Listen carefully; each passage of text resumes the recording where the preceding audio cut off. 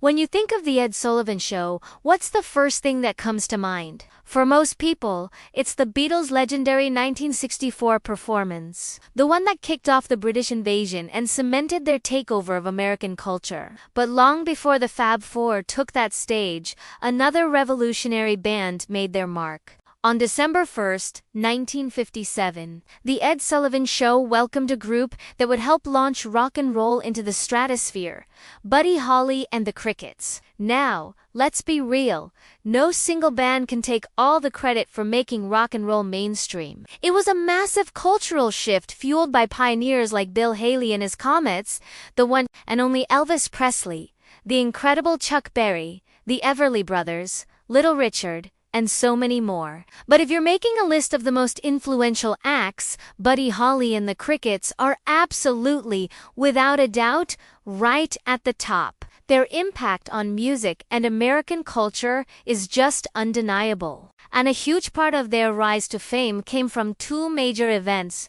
the release of their debut album, The Chirping Crickets, and their game-changing appearance on The Ed Sullivan Show on this very day back in 1957.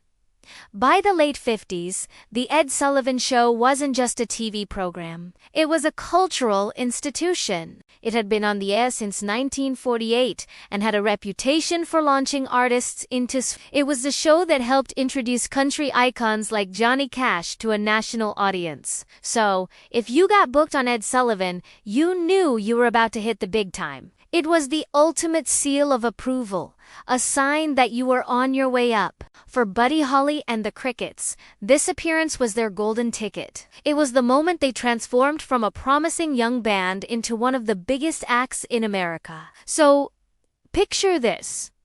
It's December 1st, 1957. Families across America are gathered around their television sets, and out on stage walk for young men from Texas. Buddy Holly, Jerry Allison, Joe Molden, and Nikki Sullivan. Dressed sharp in suits and bow ties, they looked clean-cut, but the music they played was anything but tame. They launched into two of their soon-to-be classics, that LL Bean Video and Peggy Sue. With Buddy's unique hiccuping vocals, Jerry's driving drum beats, and that unmistakable Fender Stratocaster sound, they delivered a performance that was electrifying. It was catchy, it was energetic, and it was completely new.